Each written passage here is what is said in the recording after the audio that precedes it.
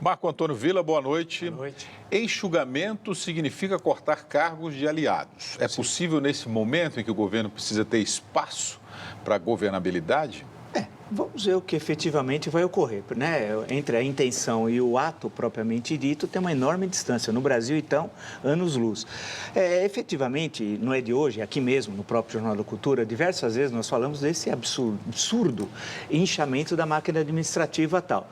O governo disse que vai cortar um número grande de ministérios, vai cortar uma fatia muito pequena dos cargos comissionados, que são aqueles indicados por partidos tal, tendo em vista dar, segundo disse o ministro do Planejamento, uma maior eficiência à máquina.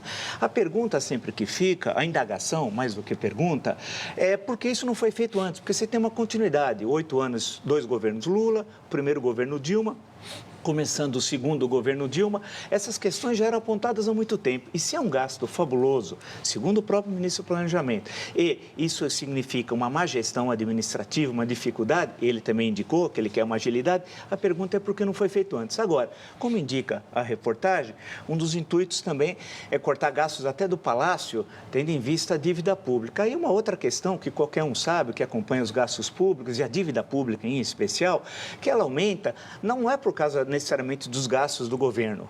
Ela aumenta fundamentalmente por causa da taxa de juros, né? Quando você sobe meio ponto da taxa de juros, aquele tem um efeito devastador sobre a dívida pública. A grande questão é que essas medidas me parecem absolutamente cosméticas, elas não colocam o dedo na ferida, são mais para efeito externo, num governo que está colocado contra a parede. Eu não acredito nessas medidas. Olha aqui o registro dos nossos telespectadores sobre esse assunto. O Rubens Crevelloni está dizendo aqui pelo Twitter, Villa, não foi feito antes porque a máquina acompanha o ritmo da economia. Aliás, foi por isso que cresceu na alta. E a Maria Madalena Ume, não só ela aqui, quanto vários, Ricardo Cardoso aqui pelo Facebook, estão perguntando quando é que vão cortar a quantidade de senadores e deputados. As pessoas ficam intrigadas com esse número de senadores e deputados do Brasil. Aí é uma outra questão. O número de senadores, com a República, que no Império era diferente. Com a República, durante o período, você vai ter 3 senadores, depois 2, diminuição para 2, e a partir de 46 fica em 3. Né? Então, isso está definido na Constituição, que foi referendada em 67, na Emenda Constitucional de 69 e na Constituição de 88, tal que você tem 3 senadores. O número de deputados tem a ver com o total do número de eleitores.